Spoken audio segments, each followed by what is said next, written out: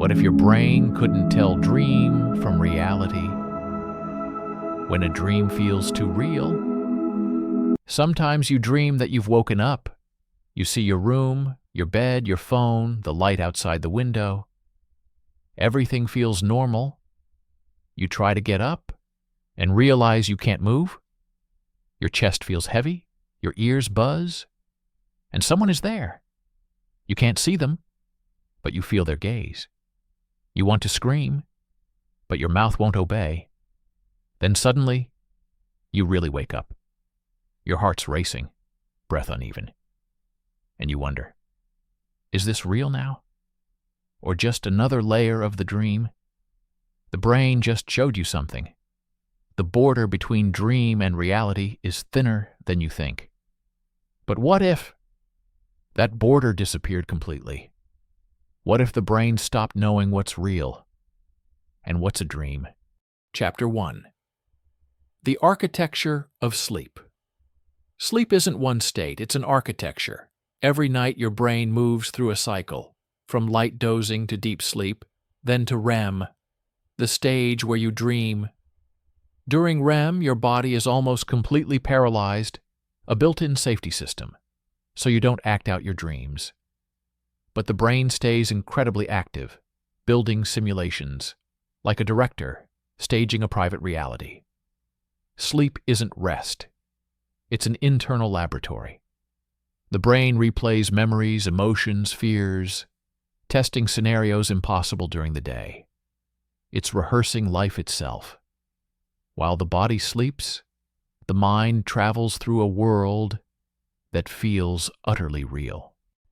Chapter 2. When reality glitches. Sleep paralysis. Sometimes this mechanism misfires. Consciousness wakes up before the body does. The brain is active, but the muscles are still frozen by REM paralysis. That's sleep paralysis. You see your room, hear every sound, but can't move. The brain panics.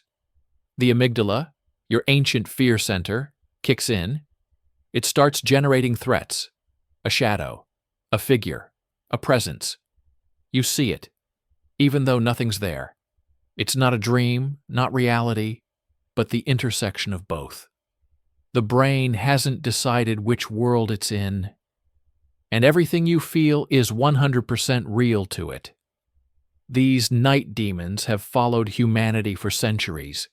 In Norse tales, called the Mara, in Japan, Kanashibari, in Latin America.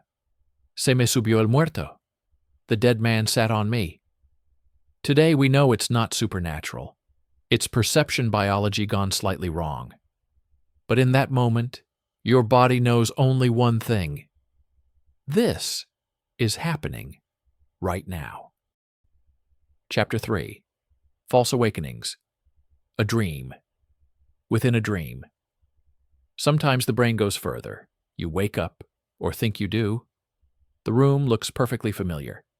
You sit up, turn on the light, grab your phone, but the screen won't turn on. That's when you realize you're still dreaming. This is a false awakening. The brain doesn't simulate fantasy. It recreates everyday life.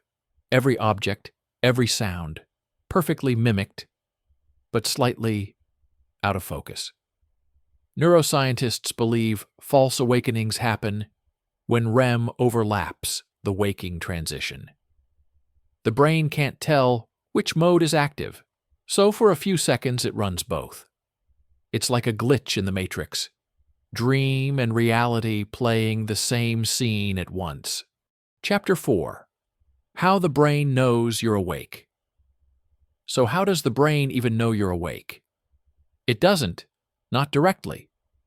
It cross-checks sensory data, sight, sound, touch, and when everything matches up, it concludes, yes, this must be reality. But if those signals also align during a dream, there's no difference.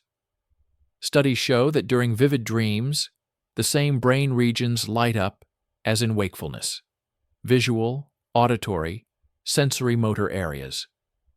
Meaning, the brain generates the same kind of reality, just without external input. Dreaming is the mind's offline mode.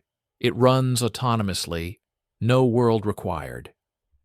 When that boundary blurs, we get lucid dreams, false awakenings, even the eerie sense of watching yourself from outside. Chapter 5. Lucid Dreams. Control inside the illusion. Some people learn to hack this glitch. A lucid dream is when the brain realizes it's dreaming, but doesn't wake up. You can fly, reshape worlds, talk to dream characters. To the brain, it's all real. Motor neurons fire, emotions flare, memory records it as genuine experience. But there's a risk.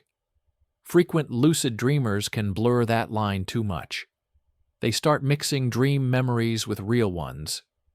False flashbacks appear, as if the dream actually happened.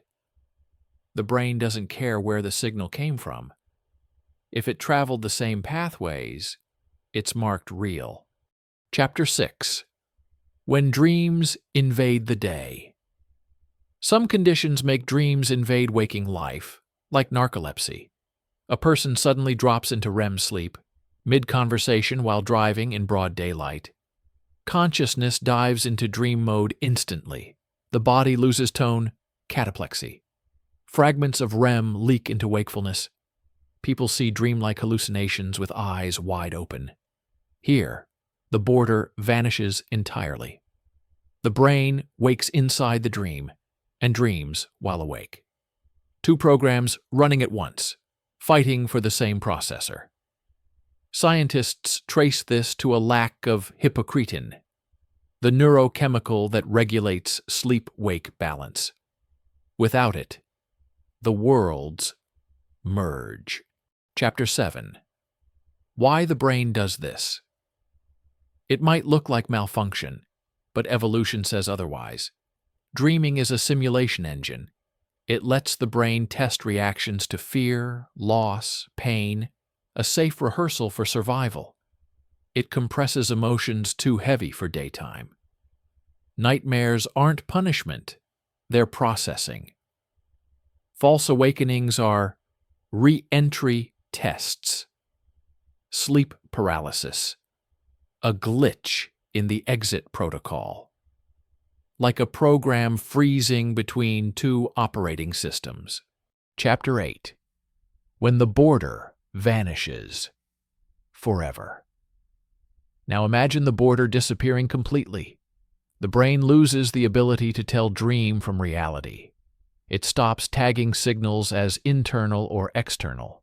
You see things, hear voices, feel touches, and they all seem real. That's not dreaming anymore, that's psychosis. Researchers think this happens in schizophrenia and delirium. The brain loses source tagging.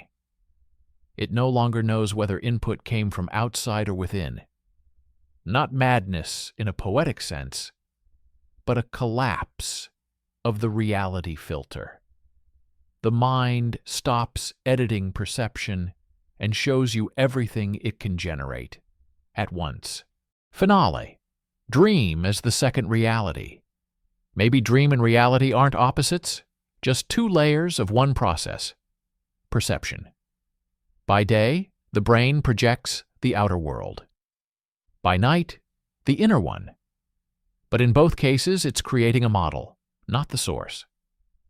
So if the border fades, we wouldn't be lost in a dream.